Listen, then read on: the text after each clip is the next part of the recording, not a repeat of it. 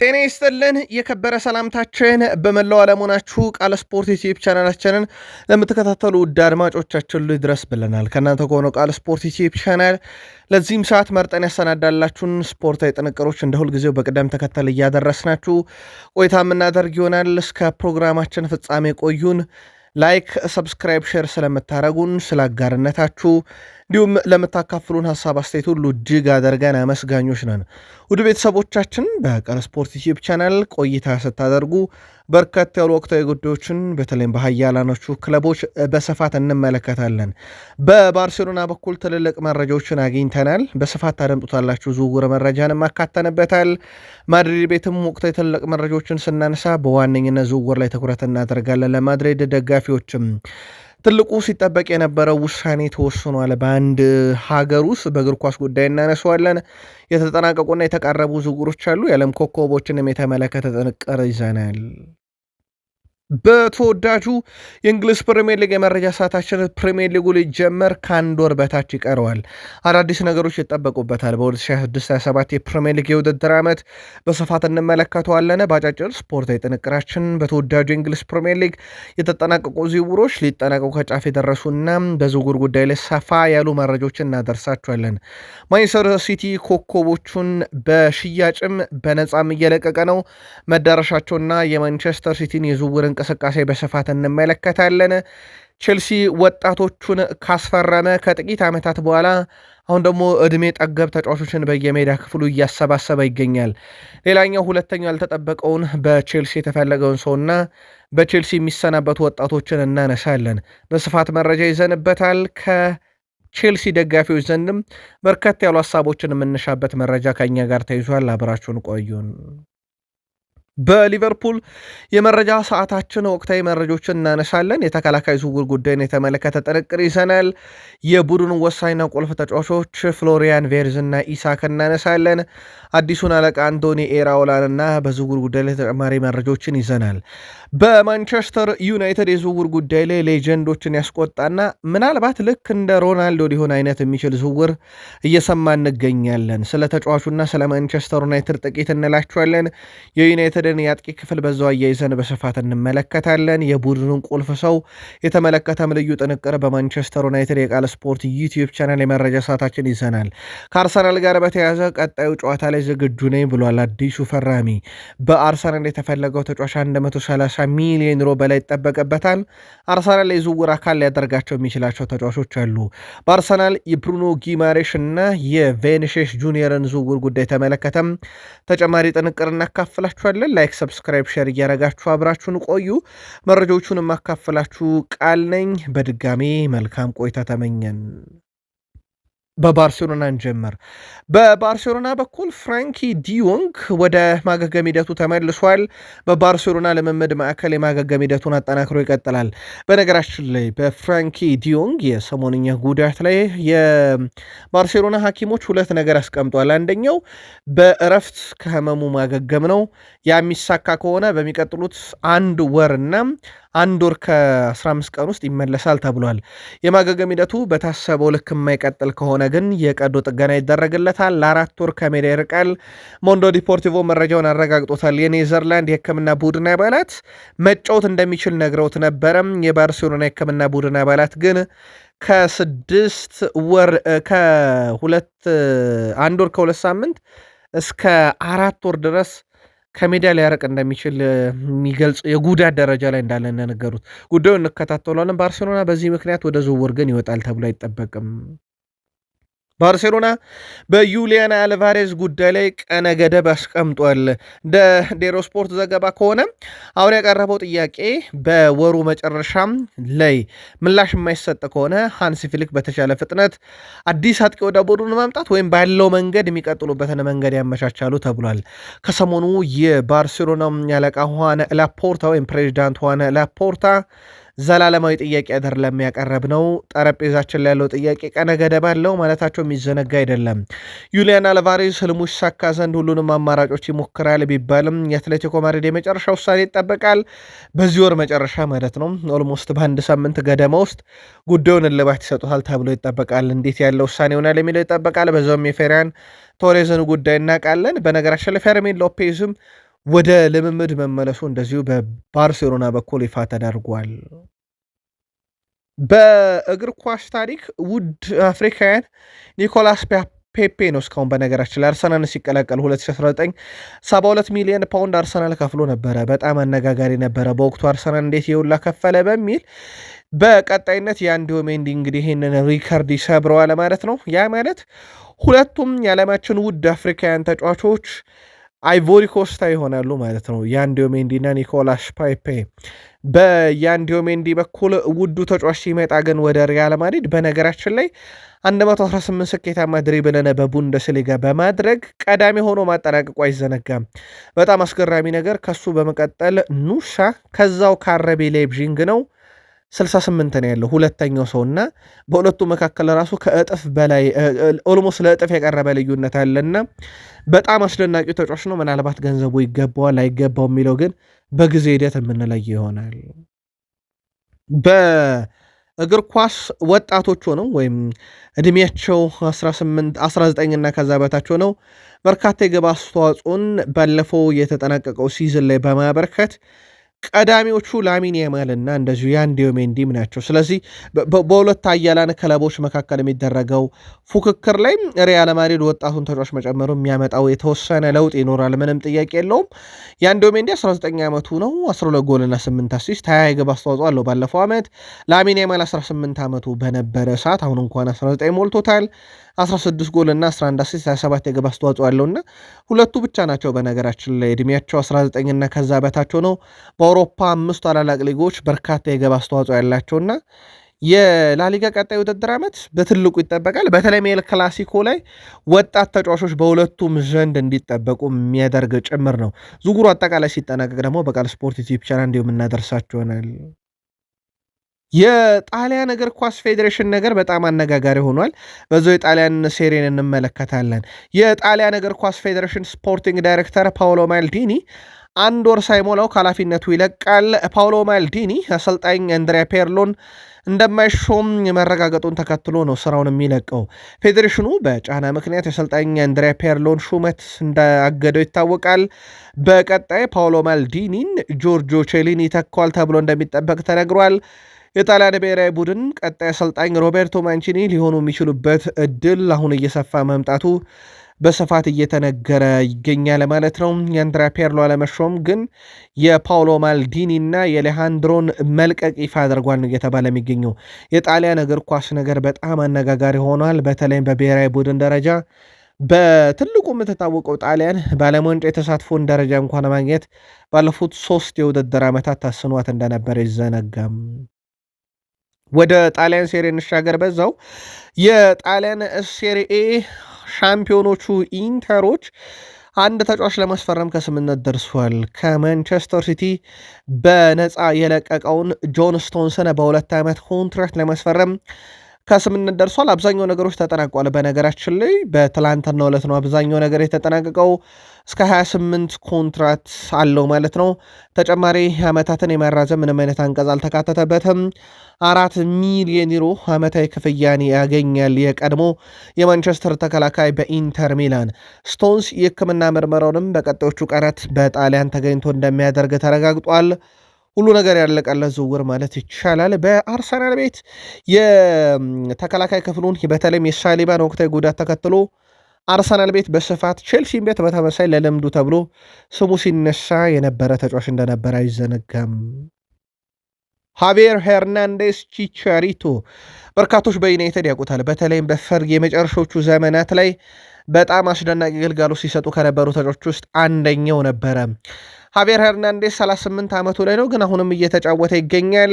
ሃቪየር ሄርናንዴዝ በቀጣይነት የአሜሪካን ሊግ ይቀላቀላል። ቺቻሪቶ በ2027 የውድድር ዓመት ላይ በአሜሪካ ሜጀር ሊግ ሶከር ሲጫወት እናየዋለን ማለት ነው። በተጫዋቹ በኩል በነገራችን ላይ በ38 ዓመቱ የእግር ኳስ ሕይወቱን ያጠናቅቃል ተብሎ ሲጠበቅ ነበረ፣ ግን በአዲስ መልክ በአሜሪካ ሊግ እንመለከተዋለን። በዚሁ አጋጣሚ ዩናይትድ ደጋፊዎች ካላችሁ ከሃቪየር ሄርናንዴስ ወይም ቺቻሪቶ ማትረሷት ግብ የትኛዋ ናት? በተለይም በማንቸስተር ዩናይትድ በፈርጊ ዘመን ሩኒን ተጠባባቂ እስከ ማድረግ ደርሶ እንደነበረ የሚዘነጋ አይደለም። በቀጣይ ዳላስን ተቀላቅሎ ጨዋታ የሚያደርግ ይሆናል። ወደ ሌላኛው ይህ አውሮፓን እግር ኳስ እንግዲህ እያኮሰሰ ይገኛል ወደ ተባለው ሊግ እንምጣ። ሳውዲ አረቢያ ኮከቦችን በማስኮብላል። የሳውዲ አረቢያ ሊግ ግን በሚቀጥለው የውድድር ዘመን አዲስ ሕግ አወጣለሁ ብሏል። አወዳዳሪው አካል ለሊጉ ሽፋን ለመስጠት ፍቃድ ለተሰጣቸው ይዘት ፈጣሪዎች ሕጉን እንዳወጣ ተገልጿል።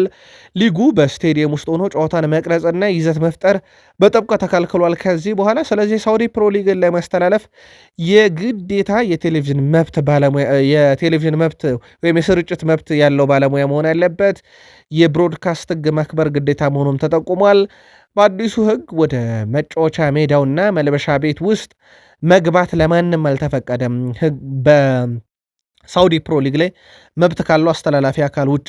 በተጨማሪም ከስርጭት ባለመብቱ ጋርም ቢሆን የጨዋታ ሃይላይቶችን፣ ጎሎችን አውርዶ በተለያዩ ማህበራዊ ትስስር ገጽ ላይ ከዚህ በኋላ መጫን እንደማይቻልም ተረጋግጧል።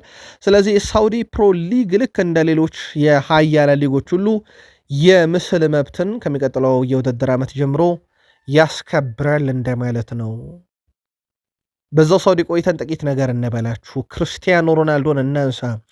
ክርስቲያኖ ሮናልዶ ወጣም ወረደም እግር ኳስ የሚያቆምበት ቀን ባይታወቅም ግን ወደ ማቆሚያው እየተቃረበ እንደሆነ ምንም ጥርጥር የለውም።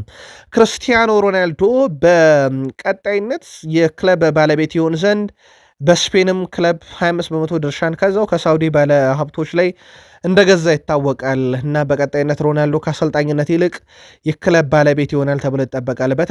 በተመሳሳይ ደግሞ የእግር ኳስ ሕይወቱ ካበቃ በኋላ የፊልም ባለሙያ መሆን እንደሚፈልግ ተናግሮ ነበር እና ምናልባትም በቅርቡ አንድ ተከታታይ ድራማ ላይ በእንግሊዝ ውስጥ የተሰራ ማለት ነው ተከታታይ ድራማ ላይ ልንመለከተው እንደምንችል በስፋት እየተነገረ ይገኛል እና ሮናልዶ ከእግር ኳስ በኋላ ወደሚፈልገው የፊልም ኢንዱስትሪም እየተንደረደረ ይገኛል ተብሏል። ሮናልዶን ከእግር ኳስ ተጫዋችነት ወደ ፊልም አክተርነት በዛ መንገድ ሮናልዶን ለመቀበል ዝግጁ ናቸው? የቃል ስፖርት ዩቲዩብ ቻናል ቤተሰቦቻችን መልከታችሁን አጋሩን። ቃል ስፖርት ዩቲዩብ ቻናላችን ላይ ትገኛላችሁ። የተመራረጡ ስፖርታዊ ጥንቅሮችን እንዲሁ እያጋራናችሁ እንገኛለን። እስከ ፕሮግራማችን ፍጻሜ ከኛ ጋር ቆዩን። ላይክ፣ ሰብስክራይብ፣ ሼር ማድረግ እንዳይረሳ። የ100,000 ሰብስክራይበር ጉዟችን ጥቂት ብቻ ይቀሩታል። ዛሬ ማጋርነታችሁ እንዳይለየን። በተወዳጁ የእንግሊዝ ፕሪሚየር ሊግ የመረጃ ሰዓታችን አስቀድመን በፕሪሚየር ሊግ ዝውውሮችን እንመልከት። ወደ ቤተሰቦቻችን ኒውካስል ዩናይትድ ተጫዋቾችን መሸጥ ላይ ከተጠመዱ ክለቦች ውስጥ አንደኛው ነው። አሁን ደግሞ ተጫዋቾችን ኮንትራት የማራዘም ሂደት ላይ እየሰራ ይገኛል። ሃርቬ ባርነስ ከኒውካስል ጋር የሚያቆየውን አዲስ የረጅም ጊዜ ኮንትራት መፈራረሙ ይፋ እየተደረገ ይገኛል። ከኮንትራቱ ጋር በተያያዘ ዝርዝር መረጃዎች አልወጡም። ቃል ስፖርት ዩቲዩብ ቻናል ግን ተከታትለን ለኒውካስል ደጋፊዎች እንዲሁም የምናደርሳቸው ይሆናል። በተወዳጁ የእንግሊዝ ፕሪሚየር ሊግ በጣም አስደናቂ ጊዜን ካሳለፉ ተጫዋቾቹ አንደኛው ኢልማን ነዴ ይጠቀሳል። ኢልማን ነዴ በዝውውር መስኮቱ ላይ ከበርካታ ክለቦች ጋር ስሙ ሲያያዝ ነበረ። በተለይም ከማንቸስተር ዩናይትድ ጋር በስፋት ሲያያዝ ነበረ ለግራ ክንፍ አጥቂ ቦታ ላይ። አል ሂላል ደግሞ በቀጥታ ድርድር ያደረገ ውይይቶችን ያደረገ ክለብ ሆኖ ብቅ ብሏል። ከዚህ ጋር በተያያዘ አብዛኛው ውሳኔ በኤቨርተን ላይ ተመረኮዝ ይሆናል። በኢልቫን ነዴ በኩል ምን አይነት እቅድ አለ በሚለው ጉዳይ ላይ መረጃዎችን አጣርተን ነበረ። ኢልማን ነዴ ወደ ሳውዲ አረቢያ የመሄድ ችግር የለበትም፣ በሮቹ ክፍት ናቸው የሚል መረጃ ወጥቷልና ነዴ ወደ ሳውዲ አረቢያ ለመሄድ በግሉ ችግር የለበትም እየተባለ ነው። ስለዚህ ተጫዋቹ ከኤቨርተን መልቀቁ አይቀርም። ማንቸስተር ዩናይትድ ነገር አሁን ላይ የሚታሰብ አልሆነም። ስለዚህ ወደ ሳውዲ አረቢያ ያቀናል ማለት ነው። በአልሂላልና በኤቨርተን መካከል የሚደረገው ድርድር የመጨረሻው የተጫዋቹን የዝውውር ውሳኔ የሚያጸና ይሆናል። በስፖርቲንግ ሊዝበን ቤት በጣም አስደናቂ ጊዜን እያሳለፈ የሚገኘው ኦስማን ዲዮሜንዲ በበርካታ ክለቦች ይፈለግ ነበር። አይቮሪ ኮስታይን ተከላካይ ለመምጣት ግን በጥረት ደረጃ ኖቲንግሃም ፎረስት ነውን በስፋት እየሰራ የሚገኘው። በስፖርቲንግ ሊዝበን በኩል የተጫዋቹን የዝውውር ሂሳብ እንደማይቀንሱ ተናግሯል። ከ40 ሚሊዮን ዩሮ በላይ ከዚህ ዝውውር አጠቃላይ እንፈልጋለን ብሏል። ለኖቲንግሃም ፎረስት ግን ዝውውሩ የሚታሰብ አይደለም እየተባለ ነው። ከዛ ውጭ በዝውውር መስኮቱ ላይ አንድ ክለብ እናንሳ፣ ክሪስታል ፓላስን እናንሳ። ውድ ቤተሰቦቻችን ክሪስታል ፓላስ በዝውውር መስኮቱ ላይ በጣም አትራፊው ቡድን ሆኗል። ባለፉት ጥቂት ዓመታት ውስጥ ክሪስታል ፓላስ 45 ሚሊዮን ዩሮ የወጣባቸውን ተጫዋቾች በ240 ሚሊዮን ዩሮ ሸጧቸዋል። ኤብሬቼ ኢዜን በአስገራሚ ሁኔታ ለአርሰናል ሲሸጥ 18 ሚሊዮን ዩሮ ገዝቶ 70 ሚሊዮን ዩሮ ነው የሸጠው። ማክስን ላክሯን ለቼልሲ ሰሞኑን ሲሸጥ በ18 ሚሊዮን ዩሮ ገዝቶ በ62 ሚሊዮን ዩሮ ነው። አሮዋነ ቢሳካን ከአካዳሚ ነው ያሳደገው ለዩናይትድ በ55 ሚሊዮን ዩሮ። ሚኬል ኦሊሴን በ9 ሚሊዮን ዩሮ አስፈርሞ በ53 ሚሊዮን ዩሮ ነው ለባየር ሙኒክ የሸጠውና ፓላስ ዘንድሮም በጣም አትራፊው ቡድን ሆኖ ቀጥሏል። የሰሞኑ የማክሰል ላክሯ ዝውውር ወደ ቼልሲ ይጠቀሳል። በቀጣይ የእንግሊዝ ፕሪሚየር ሊግ የውድድር ዘመን በአዲስ ሕግ እንመለከተዋለን። ፕሪሚየር ሊጉን አዲሱ ግብ ጠባቂዎችን ይመለከታል። እንደተጎዱ በማስመሰል ጨዋታ እንዲቋረጥ ማድረግ በማለት የተዘጋጀ ሕግ ነው ተብሏል። ለውትሮ ግብ ጠባቂዎች እንደተጎዱ አስመስለው ጨዋታን በማቋረጥ የቡድን አጋሮቻቸው ከአሰልጣኝ ምክር እንዲቀበሉ አለፍ ሲልም የቡድን አጋሮቻቸው እረፍት እንዲያገኙና ውሃ እንዲጠጡ ጨዋታው በጣም ፈጣን ከነበረ ደግሞ እንዲረጋጋ ያደርጋሉ። በአዲሱ ሕግ ግን ግብ ጠባቂዎች ይህን ካደረጉ ሌላ አንድ ተጫዋች ለ1 ደቂቃ ከሜዳ ይቀነሳል። አሰልጣኙ በ10 ሰከንድ ውስጥ የሚወጣውን ተጫዋች መርጦ ለአራተኛ ዳኛ ያሳውቃል። ነገር ግን አራተኛው ዳኛ በ10 ሰከንድ ውስጥ የሚቀየረውን ተጫዋች ካላወቀ በቀጣይነት የቡድኑ አምበል ሆኖ በጨዋታው እየተካፈለ ያለ አንድ ተጫዋች ከሜዳ እንዲወጣ ይደረጋል ተብሏል። አዲሱ ሕግ ግን ምናልባት አሰልቻ አይሆንም ብላችሁ ታስባላችሁ ወይ? መልካታችሁን በቃል ስፖርት ዩቲዩብ ቻናል ላይ ያጋሩን። ማንቸስተር ሲቲ አምና ያስፈራውን ተጫዋቹን አሁን ሊሸጠው ለገበያ አቅርቦት ኦልሞስት ዝውውሩ እየተጠናቀቀ ይገኛል። ግብ ጠባቂውን ነው ጄምስ ትራፎርድን። ሊድስ ዩናይትድ የማንቸስተር ሲቲውን ግብ ጠባቂ ጄምስ ትራፎርድ ለማስፈረም ከጫፍ መድረሳቸው ተረጋግጧል። ሊድስ እንግሊዛዊን ግብ ጠባቂ ከማንቸስተር ሲቲ በ40 ሚሊዮን ፓውንድ እና ተጨማሪ ክፍያ ለማስፈረም ተቃርበዋል። ግብ ጠባቂው የሊድስ ዩናይትድ የክረምቱ 3ኛ ፈራሚ ይሆናል ተብሏል። ሊድስ ዩናይትድ ቁጥር 1 ግብ ጠባቂው ካርል ዳሮል ክለቡን በመልቀቅ ወደ ማንቸስተር ዩናይትድ ማቅናቱ የሚዘነጋ አይደለም። በዚህ ምክንያት ነው በ40 ሚሊዮን ፓውንድ ከማንቸስተር ሲቲ ይህን ግብ ጠባቂ ለማስፈረም ከጫፍ የደረሰው። ሲቲ አብዛኛውን ነገር ከስምነት ደርሷል። የሕክምና ምርመራውንም እንዲያደርግ ፍቃድ እንደሚሰጠው ነው በዛሬው ዕለት የተረጋገጠው። በጣም ያልተጠበቀ ዝውውር ይመስላል። ግን ጄምስ ትራፎርድ ለሲቲ ቋሚ ለመሆን አምኖ የመጣ ግን በጃሊጂ ዳናሮማ ቦታውን የተነጠቀ ተጫዋች እንደነበርና ስንብቱም ሲጠበቅ ከነበሩ ተጫዋቾች ውስጥ አንደኛው ነው። በሲቲ በኩል የዝውውር መስኮቱ ላይ ያው በነፃ የለቀቁት ጆን ስቶንስ ወደ ኢንተር እንደሚያመራ ተረጋግጧል። ስለዚህ ሲቲ አንዱ ከለቀቀው ተጫዋች ጆን ስቶንስ ሲቲ ማለት ነው በተከላካይነት ኢንተርን ይቀላቀላል። ቤርናንዶ ሲልቫ ሪያል ማድሪድን ተቀላቅሏል። አስተውላችኋል? ሲቲ የሚለቃቸው ተጫዋቾች ሀያላን ክለቦችን እየተቀላቀሉ ነው። ማድሪድ የአውሮፓ ቁንጮ ክለብ ነው። ቁጥር አንዱም ክለብ ነው። በትርፋማነትም በዓለም አቀፍ ደረጃም ቁጥር 1 ብራንድ ክለብ ነው የተቀላቀለው። ጆን ስቶንስ ኢንተርን የተቀላቀለው የጣሊያንን ሀያል ክለብ ነው። ምናልባት ሲቲ እየለቀቃቸው ያለው ተጫዋቾች ተገቢነት ላይ ጥያቄ የሚያስነሳ ሊሆን ይችላል። በሮድሪ ላይ ግን ያንን ስህተት ላለመስራት ጥረት እያደረጉ ነው። የቃል ስፖርት ዩቲዩብ ቻናል የሲቲ ደጋፊዎችም በትልቁ የምንጠብቀው ነገር አሁን ላይ የሮድሪን ጉዳይ ነው ብለውናል። እየተከታተል ነው ሁኔታውን ተከታትለን ለሲቲ ደጋፊዎች በሮድሪም ጉዳይ ተጨማሪ መረጃ እናመጣለን። የምዕራብ ለንደኑ ክለብ ቼልሲ ወጣቶችን በብዛት ካሰባሰበ በኋላ ባለፉት 3 እና 4 ዓመታት አሁን ደግሞ አንጋፋ ዕድሜ ጠገብ ልምድ ያላቸው የአጭር ጊዜ እቅድ ላይ ትኩረት አድርጓል። ትላንትና ምሽት ቃል ስፖርት ዩቲዩብ ቻናል የተከታተለ ቼልሲያዊ ይሄን ልብ ብሎት ይሆናል። ዛሬ ደግሞ ተረኛው የምዕራብ ለንደኑ ክለብ ቼልሲ ጆርዳን ሄንደርሰንን ዝውውር ለመፈጸም ከፍተኛ ስራዎችን እየሰራ ነው። ዝውውሩን በዚህ ሳምንት የመጠናቀቅ ዕድሉ በጣም ሰፊ ነው። በርካታ የፕሪሚየር ሊግ ክለቦች ሄንደርሰንን ለማስፈረም ቢፈልጉም ፉክክሩን ቼልሲ እየመራው ነው። ሄንደርሰን በብሬንትፎርድ የ1 ዓመት ኮንትራት ቢኖረውም ክለቡ በነፃ ለመልቀቅ ፈቃደኛ መሆኑ ተገልጿል። የ36 ዓመቱ አማካይ ጆርዳን ሄንደርሰን ባለፈው ዓመት ብሬንትፎርድን በነፃ መቀላቀሉ አይዘነጋም። ጆርዳን ሄንደርሰን በተጠናቀቀው የዓለም ዋንጫ ውድድር የእንግሊዝ ብሔራዊ ቡድን አካል ሆኖ በጨዋታው ላይ ሳይሆን በደስታ መግለጽ ሂደት ላይ እጁ ተሰብሮ ሆስፒታል ገብቶ እንደነበረ ግን የሚዘነጋ አይደለም። ቼልሲዎች ትላንት ምሽት ዳኒ ዌልቤክን ለማስፈረም ድርድር እንደጀመሩ ነግረናችሁ ነበረ። ዳኒ ዌልቤክ ማለት 35 ዓመቱ ነው። አንጋፋ ተጫዋች ላይ ትኩረት ሲያደርጉ በጣም አስገራሚ ነበር። ታዲያ ቼልሲ በዚህ አትገረሙ ብለው ነው ወደ 36 ዓመቱ ጆርዳን ሄንደርሰን የመጡት። ዣቪ አሎንሶ ምን እያደረጉ እንደሆነ ለማሳየት ጥቂት ሳምንታትን ብንመለስ ግራኒት ዣካን ከሰንደርላንድ ለማምጣት ጥረት እያደረጉ ነበር እንዳትረሱ። ስለዚህ ቼልሲ እቅድ ቀይሯል 100% ማለት ነው። ከዚህ በኋላ ቼልሲ ወጣት ሳይሆን ልምድ ያለው ወደ ቡድኑ መጥቶ በአጭር ጊዜ ቡድኑን የሚያሻሽል ተጫዋችን ማምጣት ትኩረት እንዳደረጉ ማሳያ ሆኗል። ይህን የቼልሲ የዝውውር ፖሊሲ ግን እንዴት አገኛችሁት? አዋጭስ ነው ወይ? የቃል ስፖርት ዩቲዩብ ቻናል የቼልሲ ቤተሰቦች መልከታችሁን አጋሩን። በዚህ ሂደት ውስጥ ለገበያ የሚቀርቡት ወጣቶቹ ናቸው። በእርግጥ ቃል ስፖርት ዩቲዩብ ቻናል የቼልሲ ቤተሰቦቻችን መረጃዎቻችንን ጠንቅቀው ስለሚከታተሉ የምሽት ዘገባችንን ተከታትለውታል ብለን እናስባለን። ወይም ከዚህ ዜና ቀደም ብሎ የለቀቅነውን ዜና ተከታትለውታል ብለን እናስባለን። በእነኚህ ዝውውሮች ሰለባ የሚሆኑት አንደኛው ኢማኑኤል ሜጋ ነው። በጣም ወጣት ተጫዋች ነው። ተጫዋቹ የሚተካው በ35 ዓመቱ ዳኒ ዌልቤክ መሆኑ ነው በጣም አነጋጋሪው።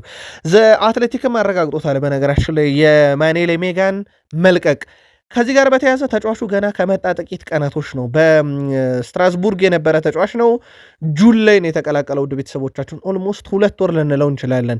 ቼልሲን ከተቀላቀለ ግን የተቀላቀለው ሊጎች ከተጠናቀቁ በኋላ የቼልሲ ንብረት ስለሆነ የተቀላቀለው እንጂ አንዳችም ጨዋታ በቼልሲ መለያን አላደረገም። 35 ዓመት ተጫዋች ይተካል። እንግዲህ ኢማኑኤል ሜጋ በጣም አነጋጋሪ የዝውውር ፖሊሲ መሆኑን ማሳያም ነው። ከቼልሲ ጋር በተያያዘ ወጣት ተጫዋችም አምጥተዋል። በእርግጥ እነ ሞርጋን ሮጀርስ ወደ ቼልሲ መጥተዋል። የዚህ ውድድር ዓመት ውዱ ፈራሚ እንደሆነ ይታወቃል። እስካሁን ባለው ሂደት ዣቢ አሎንሶ፣ ሞርጋን ሮጀርስ እና እንደዚሁም ኮል ፓልመርን አንድ ላይ በማጣመር ጉዳይ ተጠይቀው ነበር። እንደውም ሸንቆጥ ያደረጉት እሳቸው የእንግሊዝ ብሔራዊ ቡድን አሰልጣኝን ነው። እኔ እቅድ አለኝ፣ ሀሳብ አለኝ፣ በእርግጠኝነት ሁለቱን አጣምራቸዋለሁ ብለዋል። የእንግሊዝ ብሔራዊ ቡድን ላይ ግን አላየንም ያንን፣ ምክንያቱም ፓልመር አልተጠራም ቢያንስ በዓለም ዋንጫው ላይ። እናም ሁለቱን በጣምራ አጫውታቸዋለሁ ብለዋል ኮል ፓልመር እና ሞርጋን ሮጀርስን። እንደ አስፈላጊነቱ ቡድኑን ሚዛን መጠበቅ ያስፈልጋል። የቡድኑን ሚዛን በጠበቀ መልኩ ያንን እናደርጋለን ብለዋል። በእርግጠኝነት ሁለቱም ከኳስ ጋር ምቾት የሚሰማቸው ለቼልሲም በጣም አስፈላጊ ሰው ሆነው እናገኛቸዋለን ብለዋል አሰልጣኝ ዣቢ አሎንሶ። የፓልመር እና የሞርጋን ሮጀርስ ጥምረት በራሱ በሚቀጥለው የውድድር ዓመት ቼልሲ ይጠበቃል። በእንግሊዝ ብሔራዊ ቡድን ያላየነው ጥምረት እንደማለት ነው። በቼልሲ ቤት በፍጥነት የተጠናቀቀው ዝውውር የኩኩሪያ ወደ ሪያል ማድሪድ መሄድ ነው። ጠቀም ያለ ገንዘብ አግኝቶበታል፣ ምንም ጥያቄ የለውም። ሪያል ማድሪድ የተቀላቀለው ስፔናዊ ተከላካይ ማርኮ ኮሪያ ለቼልሲ ደጋፊዎች ግን መልእክት አስቀምጧል። ክለቡን ያመሰገነው ወይም ቼልሲን ያመሰገነው ማርኮ ኮሪያ በመልእክቱ ለንደን ሁልጊዜም ቢሆን ቤት የሆነው ይቆያል ብሏል። አክሎም የቼልሲ ቤተሰቦች ሁልጊዜም ታሪክ ያካል ትሆናላችሁ ሲል ለደጋፊዎች የስንብት መልእክቱንም አስተላልፈዋል። ማርኮ ኮሪያ ከቼልሲ ጋር ባለፈው 4 ዓመት የክለብ ዓለም ዋንጫና ኮንፈረንስ ሊግን ማሳካቱ የሚዘነጋ አይደለም። ማርኮ ኮሪያ እንዳጠቃላይ በቼልሲ ቆይታው 163 ጨዋታን ያደረገ 9 ጎሎችን አስቆጠረ፣ 13 አሲስቶች ነበሩት። ዋንጫዋ ደረጃም አንድ የክለቦች ዓለም ዋንጫና አንድ የአውሮፓ ኮንፈረንስ ሊግንም ማሳካቱ የሚዘነጋ አይደለም። በነገራችን ላይ ሰማዮቹ በቀጣይነት የተጫዋቹን ተተኪ ለማምጣት ከዛው ከሪያል ማድሪድ አልቫሮ ካሬርስን ለማምጣት ከፍተኛ ጥረት እያደረጉ እንደነበረም በቃል ስፖርት ዩቲዩብ ቻናል ከሰሞኑ ለቼልሲ ደጋፊዎች አዘሰናችሁ ነበረ። ሊቨርፑል የተከላካይ ክፍሉን ማጠናከር ይፈልጋል። በተለይም በዋነኝነት በረጅም ጊዜ በቡድን ውስጥ ቨርጂል ቫን ዳይክን የሚተኩ ተጫዋቾችን ማምጣት ላይ ትኩረት አድርጓል። ኮናቴም ያው መተካት አለበት። ኦልሞስት ክለቡን የለቀቀ ተጫዋች እንደሆነ ይታወቃል። ያው የሪያል ማድሪድ ንብረት መሆኑ በትላንትናው ዕለት በላሊጋውም ጭምር ተመዝግቦ ተረጋግጧል። ኮናቴ አሁን ለሊቨርፑል ወጣት ተከላካዮችን በማምጣት ሂደት ላይ በፍራንክፎርት እየተጫወተ የሚገኘውን ጀርመናዊ የ22 ዓመት በጣም አስደናቂውን ተጫዋች ኮሊንስን ለማምጣት ጥረት እያደረጉ ነው ተብሏል። ጀርመናዊ ተጫዋች በመሃል ተከላካይነትና በቀኝ ተመላላሽነትን መጫወት ይችላል። በነገራችን ላይ እና በፍሪፖንግም ቦታ ማጫወት ይችላሉ። ሊቨርፑሎች ሁለገቡን ተጫዋች ለማምጣት ሊቨርፑል ጥረት እያደረገ ይገኛል። አይንትራክ ፍራንክፈርት ለተጫዋቹ እስከ 40 ሚሊዮን ዩሮ እንፈልጋለን ብሏል። ሊቨርፑል ለ22 ዓመቱ እስከ 20 ሚሊዮን ዩሮ የማቅረብ ፍላጎት እንዳለው እየተዘገበ ይገኛል። ጉዳዩን ተከታትለን ለሊቨርፑል ደጋፊዎች የምናደርሳቸው ይሆናል። አንዶኒ ኤራኦላ ስለ ቡድናቸው ኮከቦች ተጠይቀው ነበረ። ስለ ፍሎሪያን ቬርዝ እና ኢሳክ ጥሩ የውድድር ዘመን ማሳለፍ ይፈልጋሉ። ሁለቱም በጥሩ ሁኔታ መጀመር ይፈልጋሉ። ብዙ ጥያቄዎች ይጠይቁ ነበር። ሁልጊዜ ስለ ማሸነፍ የሚያስቡ አይነት ተጫዋቾች ናቸው። ስለዚህ እንዲህ አይነት የማሸነፍ ተነሳሽነት ካላቸው ተጫዋቾች ጋር እኔም ለመስራት ዝግጁ ነኝ፣ በእነሱ እርግጠኛ ነኝ ብለዋል። በሚቀጥለው የውድድር ዓመት በፍሎሪያን ቬርዝም በኢሳክም። ፍሎሪያን ቬርዝ ምናልባት የመጀመሪያዎቹን 6 ወራት ተቸግሮ ነበረ። ከዛ በኋላ ግን ጥሩ እንቅስቃሴዎችን በሊቨርፑል አሳይቶ ነበር። ኢሳክ እንኳን ለመገምገም ይቸግራል። በርካታ የጉዳት ሳምንታትን አሳልፈዋል በሊቨርፑል። አሁን ግን ተመልሷል ተጫዋቹ። አንዶኒ ኤራኦላ ተጫዋቾች ስህተት ይሰራሉ፣ ይህን ተረድተን ለእነኚህ ተጫዋቾች ድጋፍ ማሳየታችንን ግን እንቀጥላለን ብለዋል። የጋራ ሀሳብ መስጠት አለብን። የራሳችን አደረጃት መፍጠር አለብን። ስህተት መስራት የሌለበትን ህብረት መፍጠር አለብን። ኳሶችን በፍጥነት ካገኘን መቆጣጠር አለብን። ኳሶችን ካጣን ደግሞ በፍጥነት መልሰን መንጠቅ አለብን። ለዛም እየተዘጋጀን ነው ሲሉ ተደምጠዋል። ይሄንን ስልጠና በሚሰጡበት የልምምድ ማዕከላቸውም ጉዳይ ተጠይቀው ነበረ። በጣም አስደናቂ ስልጠና ማዕከል አለው ሊቨርፑል ብለዋል። የልምምድ ተቋማቱ ከፍተኛ ደረጃ ላይ ናቸው። በበርነማውዝ ቤት ያለው ቅሬታ አቅርቤ ነበር፣ ምክንያቱም ጥሩ መገልገያዎች ስለሌሉ፣ እዚህ ግን ደረጃው ከፍ ያለ ነው ብለው እናም ተጫዋቾቻቸውን ለማብቃት ጥሩ ቦታን እንዳገኙ ተናግረዋል። ከዚህ ጋር በተያያዘ በተጫዋቾቻቸውም እንግዲህ ብዙ ነገር ይጠበቃሉ። እሳቸውም በዝውውር መስኮቱም ሊቨርፑልን የሚጠብቁት አለ። ግን አንድ ተጫዋች እናንሳ፣ አሌክሲስ ማካሊስተርን። ጆርዳን ኤንደርሰን አሁን እንግዲህ ስሙ ከቼልሲ ጋር እየተያዘ የሚገኘው የቀድሞ የሊቨርፑል ሰው እንደነበረ ይታወቃልና አሌክሲስ ማካሊስተር ላይ እምነት እንዳለው ገልጿል። ማካሊስተር ድንቅ ተጫዋች ነው፣ ወደፊት ለሊቨርፑልም ትልቅ አቅም ያለው፣ በእርግጠኝነት እኔ በነበርኩኝ ሰዓት በጣም ቁልፉ ሰው ነበረ በፕሪሚየር ሊጉ ላይ፣ አሁንም በእርግጠኝነት ቁልፉ ሰው ሆኖ ይቀጥላል። በዓለም ዋንጫም ላይ የነበረው ግልጋሎት ትልቅ ሲል አድንቆታል። ሊቨርፑል ለመተካት እየሰራ ያለው ሳላህን ነው። እስካሁን ተተኪው አልመጣም። በዝርዝር ውስጥ ግን ብራድሌይ ባርኮላ በቦታ ደረጃ እንኳን ባይተካውም በሚዛን ደረጃ ቡድኑ ሌላኛው የክንፍ ሚዛን በመጠበቅ ወይም ሌላ ምርጥ ተጫዋች በማምጣት የሳላን ተተኪ ለማምጣት ጥረት እየተደረገ እንደሆነ ይታወቃል። የሳላ ተተኪ ሲባል በቀጥታ ሳላን የሚተካ እንኳን ባይሆን ቡድን ውስጥ ግን ሚና የሚተካ ተጫዋች ለማምጣት ማለት ነው። በነገራችን ላይ በፕሪሚየር ሊግ የውድድር ዘመን ጀምሮ 2009/10 የውድድር ዘመን ጀምሮ ወይም ባለፉት 25-26 ዓመታት ውስጥ በርካታ የግብ ዕድሎችን በመፍጠር ሳላ ሁለተኛው ሰው ነው። በነገራችን ላይ 146 ከፍተኛ የሚባሉ ወይም ትልልቅ የሚባሉ ያለቀላቸው የግብ ዕድሎችን ፈጥሯል ሳላህ እና ይህን ተጫዋች ለመተካት ነው ጥረት እየተደረገ የሚገኘው። ያው ሊቨርፑል ቤት አሁናዊ የአንድሪው ሜንዲ ዝውውር ስለቀረ የብራድሌይ ባርኮላ የሳላ ተተኪነት አሁን በቁጥር አንድነት ተይዞ ስራ እየተሰራበት ነው። ማንቸስተር ዩናይትድ ክርስቲያኖ ሮናልዶን ያስፈረመበትን መንገድ ሁለተኛው ጊዜ ማለት ነው ወደኋላ መለስ ብለን ብናይ ከዩቬንቱስ ወደ ሲቲ ያቀናል የሚሉ መረጃዎች በስፋት ከወጡ በኋላ በርካታ ዩናይትድ ሌጀንዶች በፍጹም ዩናይትድ እያለ ሲቲ መግባት የለበትም በሚል ሮናልዶ ላይ ምን ያህል ጫና እንዳሳደሩ ይታወቃል። ጉዳዩ ጥርት ባይልም በዛ ሰዓት ላይ በኋላም ሮናልዶ ሲቲን ሳይሆን ዩናይትድን ተቀላቀለ። በኋላም በኤሪክ ቴን ሃግ የወጣበት መንገድ ይታወቃል። ማንቸስተር ዩናይትድ ሌጀንዶች አሁን በርካታ ተቃውሞውን እያሰሙ የሚገኙት ወይም እንዳይደረግ ያሉት ዳኒ ዌልቤክን ነው። ከሰሞኑ ዳኒ ዌልቤክ ወደ ቼልሲ ለመዞር ድርድር መጀመሩን ተከትሎ የዩናይትድ ሌጀንዶች ግን ጉዳዩን እየተቃወሙት ይገኛሉ። ከዚህ ጋር በተያያዘ የቀድሞ የማንቸስተር ዩናይትድ ተጫዋች የነበረው ተከላካዩ ሪዮ ፈርዲናንድ ይህን ጉዳይ አሳስቧል ለቀድሞ ተጫዋች ዳኒ ዌልቤክ። ሪዮ ፈርዲናንድ በማህበራዊ ትስስር ገጹ ይህን ጥያቄ በመተው ዳኒ ዌልቤክ ብራይተንን ከለቀቀ ወደ ቤቱ ነው መመለስ ያለበት ሲል የግል መልከታውን አጋርቷል። እንግሊዛዊ የቀድሞ የማንቸስተር ዩናይትድ ተከላካይ ሪዮ ፈርዲናንድ በነገራችን ላይ በቀጣይ ዓመት በሻምፒዮንስ ሊግ ዩናይትድ እንደሚጫወትም በዛው አሳስቦታል፣ ቼልሲ እንደሌለ በመንገር ማለት ነው። ስለዚህ ዳኒ ዌልቤክ በቀጣይ ዩናይትድን የአጥቂ ክፍል ለማጠናከር ዩናይትድን እንዲመርጥ አሳስቧል። በነገራችን ላይ በማንቸስተር ዩናይትድ ሌጀንዶች አንድ ጥያቄም ተነስታ ነበረ።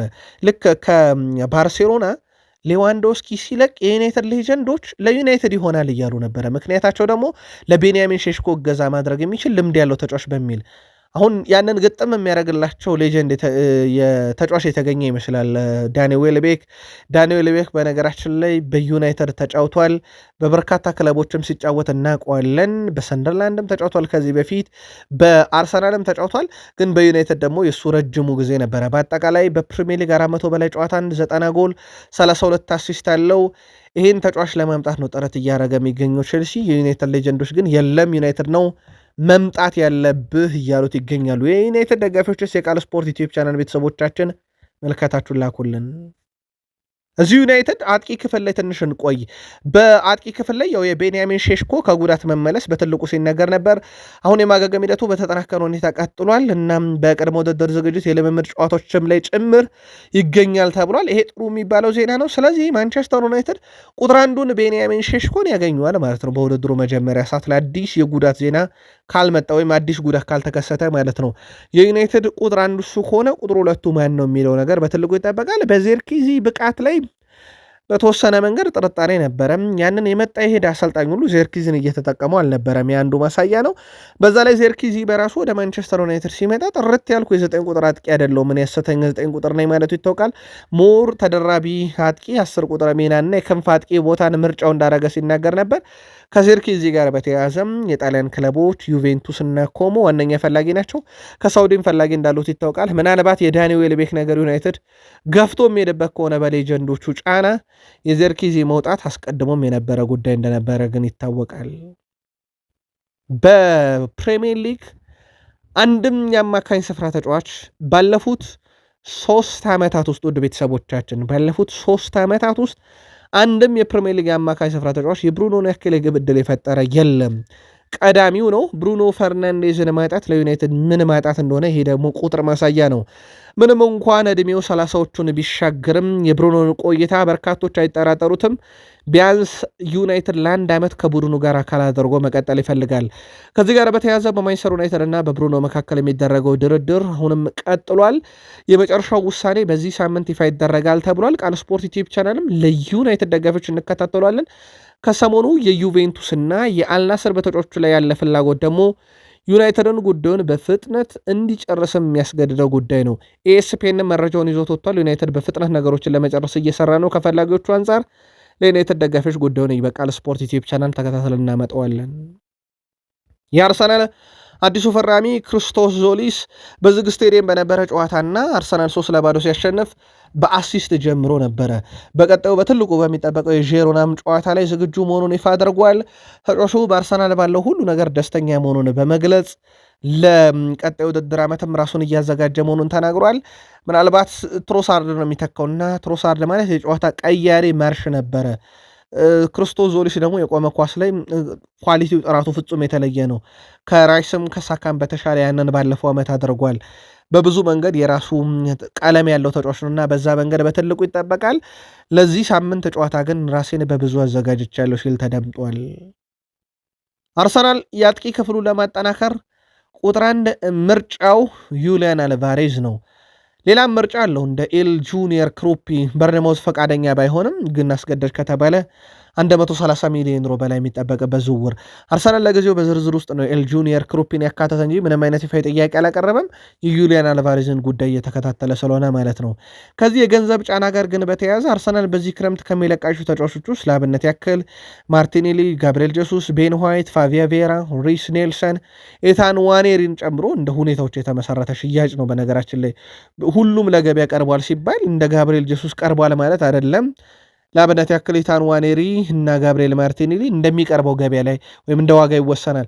ስለዚህ እነኝንም ተጫዋቾች የዝውውር አካል የማድረግ እድል አለው። ኤል ጁኒየር ክሩፒን 130 ሚሊዮን ዩሮ ከማውጣት እነኛ አይነት ተጫዋቾችን የዝውውር አካል የማድረግ እድል አለው አርሰናል። ምን ያህሉን ይጠቀምበታል የሚለው ደግሞ በቀጣይ የሚጠበቅ ይሆናል። በአርሰናል በኩል ግን ምናልባት ጥቂት ስሞችን ስላነሳን ነው ማርቲኔሊ፣ ጀሱስ፣ ቤን ዋይት፣ ፋቪያ ቬራ፣ ሪስ ኔልሰን፣ ኢታን ዋኔሪ በቀጥታ የሚሸጡና እንደ ሁኔታው የሚሸጡ ተጫዋቾች ውስጥ በቅርብ ጊዜ የኦዴጋርድን ሰምተን ነበረ። ኦዴጋርድን አሁን ላይ የመልቀቅ እድል የለም። በክለብ ውስጥ የመቆየት እድሉ በጣም ሰፊ ነው። ለአርሰናል ቅርበት ያላቸው ምንጮችም የኦዴጋርድ ነገር የመቀጠል እድሉ ሰፊ ነው። ምናልባት የኮንትራት ድርድርም ሊያደርጉ ይችላሉ። አርሰናል ግን ኮንትራትን ባያራዘምለት በነገራችን ላይ 2 ዓመት ኮንትራት አለው። ስለዚህ ለአርሰናል የኦዴጋርድ ጉዳይ በጣም አስጨናቂ የሚሆነው መሆኑ ቀጣይ ክረምት ላይ ነው። ነገሮች ሳይባባሱ አቆየዋለሁ ካለ ግን አርሰናል በዚህ ክረምት ኮንትራቱን ማራዘም ይችላል። የማርቲኔሊ ጉዳይ በባየር ሙኒክ በኩል መቀዛቀዞች እየታዩ ነው።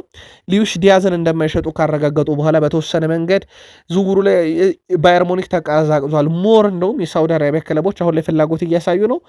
ማርቲኔሊ ወደ ሳውዲ አረቢያ ለመሄድ ለጊዜው ፍላጎት የለውም ተብሏል። አሁን ላይ ፍላጎቱ በአርሰናል መቆየት፣ ከአርሰናል ከወጣ ደግሞ የአውሮፓ ክለቦች ምርጫው ናቸው። አርሰናል ቤት ለረጅም ጊዜ ስሙ የሰማነው የብሩኖ ጊማሬሽን ጉዳይ እናስከተል። የዚህ ዝውውር አለመጠናቀቅ እስካሁን በጣም አነጋጋሪ ነው። ያው ምክንያቱ አርሰናል ይፋዊ ጥያቄውን ካዘጋጀው በኋላ ለማቅረቡ ነው። አብዛኞች የመረጃ ምንጮች ግን አርሰናል ከመጋረጃ ጀርባ የዝውውሩ ሂደት እየተቆጣጠረ ይገኛል እስከ መጨረሻው ጥረት ማድረጉንና አርሰናል ኒውካስል ወደሚፈልገው ደረጃ እስኪመጣ ይጠበቃል ነው የበርካቶች መልከታ። ከዚህ ጋር በተያያዘ አሌክስ ክሩክ የብሩኖ ጊማሬሽ ወደ አርሰናል የመዘወር ጉዳይ የጊዜ ጉዳይ ነው፣ ሙሉ በሙሉ ይፈጸማል ብዬ በግል እጠብቃለሁ ብሏል አሌክስ ክሩክ። በርካቶች የግል መልከታቸውን ወደ ማጋራት መጥተዋል። እነኚህ በሚዲያው ዘርፍ ያሉት ፋብሪዚዮ ሮማኖም የዝውውሩ ጉዳይ የጊዜ ሂደት ብሎ ከዚህ በፊት ዘግቦ ነበር። እነ ዴቪድ ኦርኔስቴም የአርሰናልና የኒካስል ነገር አለ እያለ እንጂ ተጫዋቹ በግሉ ሁሉን ነገር ያጠናቀቀና ቀኑን እየተጠባበቀ ያለ ተጫዋች ነው። በነገራችን ላይ የፊታችን አርብ ተጫዋቹ በኒካስል የልምምድ ማዕከልም ይገኛል ተብሎ ይጠበቃል። ወደ ቪኒሺየስ ጁኒየር ጉዳይ እንምጣ። ሚኬል አርቴታ የመደራደር ብቃታቸው አሁን በስለው ሳይሆን ያን አርሰናል በመጡበት ጥቂት ዓመታቶች ዴክላን ራይስን እንዴት ከሲቲ እንደነጠቁት አይተናልና የእሳቸው ተጫዋቾችን የማሳመን አቅም ቀድሞም የነበረ አሁን ደግሞ ስፔሻል ያደረጉበት ነው። ስለዚህ ሚኬል አርቴታ ቪኒሺየስ ጁኒየርን በድርድር የማሳመን ችግር ይኖርባቸዋል ተብሎ አይጠበቅም። በተጫዋቹ በኩል ከወኪሉም ጋር ቅርበት አላቸው የተባለው ሪያል ማድሪድ አሁን ላይ በቪኒሺየስ ጁኒየር ጉዳይ ላይ የውሉን ሂደት በተመለከተ ምላሽ እየጠበቀ ነው። ቪኒሺየስ ጁኒየር ያቀረብንለትን ኮንትራት ይፈርማል አይፈርም የሚለውን ይህንንም ጉዳይ በተመለከተ ለወኪሉ ነግሯል። ምላሻቸውን እንዲያሳውቁ አርሰናል የመጀመሪያውን ይፋዊ ጥያቄ የሚያቀርበው ከዚህ የቪኒሺየስ ጁኒየር ምላሽ በኋላ ነው። በነገራችን ለውድ ቤተሰቦቻችን ይህን መረጃ ለእናንተ ስናደርስ ቪኒሺየስ ጁኒየር 63 ሚሊዮን በላይ ተከታይ ካለው ማህበራዊ ትስስር ገጹ ላይ የሪያል ማድሪድን ስም አንስቶታል። ዝውውሩ ምን ያህል እየቀረበ እንደሆነ ማሳያ እያሉት ነው በርካቶች። አሌክስ ክሩክ በቪኒሺየስ ጁኒየር ጉዳይ ላይ የግል ምልከታውን ያጋራል። ቪኒሺየስ ጁኒየር እና የአንዶ ሜንዲ በአንድ ወኪል ስር መገናኘታቸውን የሚያስታውሰው አሌክስ ክሩክ ወኪሉ ሁለቱንም ተጫዋቾች ችግር ውስጥ የሚከት አይነት ዝውውር በአንድ ጊዜ ይፈጽማል ብዬ አልጠብቅም ብሏል። እናም የአንዶ ሜንዲ ወደ ሪያል ማድሪድ እያቀና ቪኒሺየስ ጁኒየር እዛው ይቆያል ብዬ አልጠብቅም። ቪኒሺየስ ወደ አርሰናል የመዘወር ነገር መጀመሪያ ላይ ይመስል እንደነበረው ህልም ቅዠት እንዳልሆነ ማረጋገጫ ሊሆን ይችላል እያለ ነው። በነገራችን ላይ በርካቶች የቪኒሺየስ ጁኒየርን ስም ከአርሰናል ጋር መያያዝ የሚዲያ ፍጆታ እያደረጉት ይገኛሉ። በነገራችን ላይ መረጃው እርግጠኝነት ነው፣ የሚዲያ ፍጆታ ብቻ አይደለም፣ ግን የመሆን እድሉ ላይ ነው በርካቶች ጥርጣሬ ያላቸው። ምክንያቱም የአርሰናል መምጣት ላይ ወደ አርሰናል መምጣት የሚመረኮዘው በቪኒሺየስ ጁኒየር የሪያል ማድሪድን ኮንትራት በማራዘምና ባለማራዘም ላይ ስለሆነ እንጂ የሚዲያ ፍጆታ ብቻ ተደርጎ የሚነገር አይደለም። ይህንን አሌክስ ክሩክም ማረጋግጠውታል። ሪያል ማድሪድ ምንም እንኳን ቪኒሺየስ ጁኒየር በውሉ ላይ 1 ዓመት ቢቀረውም ስምነቱን ፈጽሞ ኮንትራቱን የማያራዝም ከሆነ ለአርሰናልም ይሁን ሌላም ክለብ በውድ ዋጋ ይሸጧል ተብሎ ይታሰባል። 1 ዓመት ነው በነገራችን ላይ ኮንትራቱ ያለው። ስለዚህ ሁሉም ነገር በቪኒሺየስ ጁኒየር እጅ ላይ ይወሰናል ማለት ነው። ቪኒሺየስ ጁኒየር ፈርማለሁ ሲል በቀረበለት ደሞዝ ማድሪድ ይቀጥላል፣ አልፈርምም ሲል አርሰናል ይፋ የዝውውር ሂሳብ ያቀርባል። አርሰናል ቤት ምንም አይነት የፋይናንስ ችግር እንደሌለ ተረጋግጧል። ከዚህ ጋር በተያያዘ ግን ችግር አለ የተባለው አርሰናል ቤት ምናልባት ቪኒሺየስ ጁኒየር ተሳክቶ የሚመጣ ከሆነ ሳምንታዊ ደሞዙ ጥቅማ ጥቅሙ ነው። ዴክላን ራይስ ሰሞኑን ድርድር ላይ ስላለ ከዛ ጋር እየያዙት ነው። በነገራችን ላይ ጫና ውስጥ አይከተውም ወይ አርሰናልን በሚል በዚሁ አጋጣሚ የሚኬል አርቴታ ዓመታዊ ደሞዝ ወደ 20 ሚሊዮን ፓውንድ ይጠጋል። የዴክላን ራይስ እንኳን እዛ ይጠጋል ተብሎ አይታሰብም፣ ግን ድርድሩ ላይ እንቅፋት ሊፈጥር ይችላል ደሞዝን ጥያቄ በተመለከተ። ከዛ ውጭ ግን እንግሊዝ ውስጥ ያው አብዛኞቹ ክለቦች የምስል መብትን ለተጫዋች ይሸጣሉ። የብሩኖን ትላንትና ለዩናይትድ ደጋፊዎች ያደረስነው በምክንያት ነበረ። ቪኒሺየስ ጁኒየርም ወደ አርሰናል ሲመጣ በደሞዝ መዋቅር ብቻ ጥገኛ አይሆንም። በምስል መብትም አርሰናል ፍቃድ ይሰጠዋል። ያ የምስል መብት ደግሞ ተጫዋቹ የሚፈልገውን ያክል ገንዘብ እንዲያገኝ ሊረዳው ይችላል። ጉዳዩ በዚህ መሃል ውስጥ ያለ ነው። ውድ የአርሰናል ደጋፊዎች በቃል ስፖርት ዩቲዩብ ቻናል የምትገኙ የቪኒሺየስ ጁኒየር ዝውውር የሚሳካው በማድሪድ ኮንትራቱን ካልፈረመ ብቻና አርሰናል በሚያቀርበው ሂሳብ ላይ ተመርኮዞ መሆኑ ግን ግምት ውስጥ ይግባ። ምናልባት ዝውውሩ ከተፈጸመ ግን በአርሰናል እግር ኳስ ታሪክ ውስጥ በጣም ትልቁ ዝውውር ስለመሆኑ ግን ምንም ጥርጥር የለውም። ምክንያቱም ሊያመጡ ያሰቡት ተጫዋች ለባሎንዶር በጣም ቅርብ የሆነ በአውሮፓ ሻምፒዮንስ ሊግ ላይ ፍጻሜ ጨዋታዎችን የወሰነ በጣም ግዙፉን ተጫዋች ነው። ዝውውሩ ቢሳካ አርሰናል ምናልባት ከፕሪሚየር ሊግ ህልምነት ይልቅ ሻምፒዮንስ ሊግን በደንብ የሚያለም ክለብ ሆኖም እንዲገለጥ ሊያደርገው ይችላል እያሉ ነው በርካቶች። የቃል ስፖርት ዩቲዩብ ቻናል የአርሰናል ቤተሰቦች ምልከታችሁን ስታጋሩን ላይክ ሳታደረጉን ግን እንዳትወጡ። በ100,000 ሰብስክራይበር ጉዟችንም አባል መሆናችሁ እንዳይዘነጋ። ጥቂት ቆይታ እንመለስ። መልካም ጊዜ